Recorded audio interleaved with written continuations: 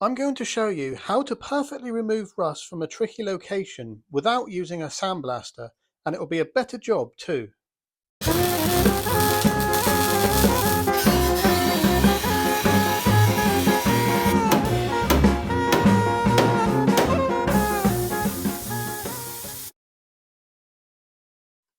There is some obvious rust to sort on this wheel arch and some not so obvious, but it isn't bad enough to warrant welding for the most part. The only bit I'm not going to treat is the very bottom edge, as that does require welding. The first thing I'm going to do is clean the area inside and out with thinners and Scotch-Brite. The reason for this will soon be apparent. It's most important for the inside to be clean, as this is where the masking tape needs to stick well. Removing the paint is best done with a wire wheel.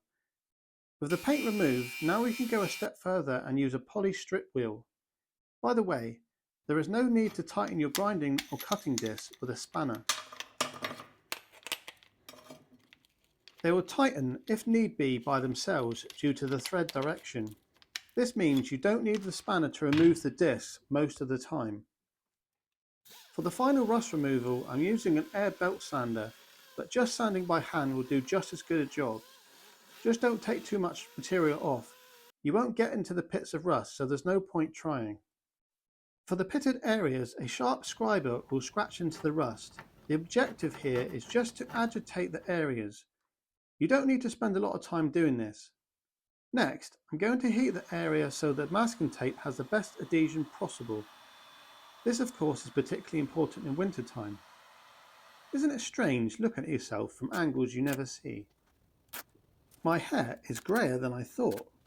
Oh well, I'm sure some black underseal will sort that out. We are now ready for the cling film. I bought this cling film before the days of Greta Thunberg. This is when cling film used to cling to stuff and paint remover used to remove paint. Gone are the days when things did what they said on the tin.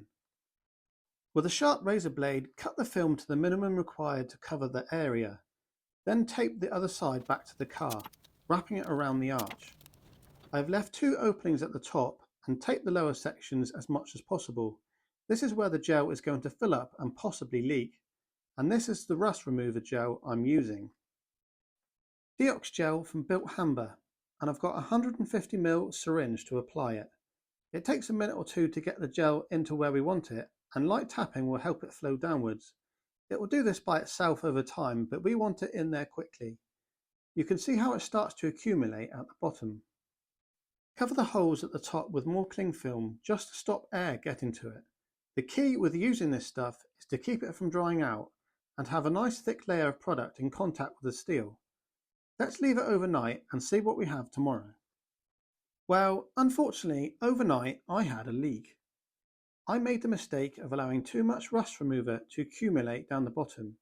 I could have restricted this by having the cling film tighter to the arch like the other side, but it too is starting to give way.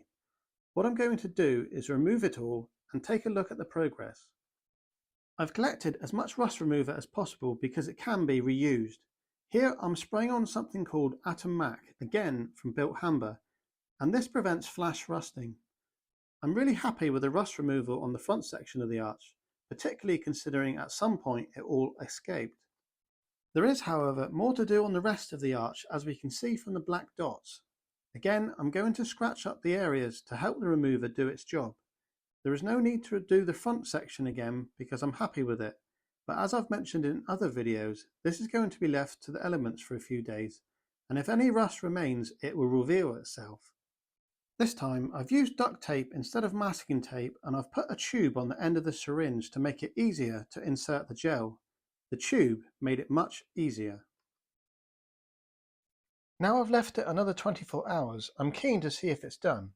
Collect what product you can, and again, don't forget the Atom Mac.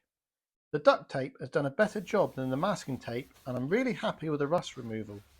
It looks to have done a superb job, but only leaving it a few days will confirm this. If you have a sandblaster, you could use it on an arch like this, but I would still recommend using the gel afterwards. There are some areas, like on a windscreen surround for example, where you certainly wouldn't want to go near that with a blaster unless all the interior was removed. Using the gel method is the only and best way in my opinion. I've seen many a professional fail to remove rust to a decent standard, and without doing so, I would estimate that within 2 weeks of being out in the rain, you could find evidence of paint bubbling. What a total waste of time and money that is. I appreciate that many body shops have time restraints and they also have to be competitive on price to get the work, but it just seems so pointless to me giving rust a quick sand and then painting over it. They know it's going to come back in a short time. I really don't understand it. Is it a case of they don't know how to properly remove the rust, or is it they can't make it pay spending the extra time? Perhaps someone can enlighten me.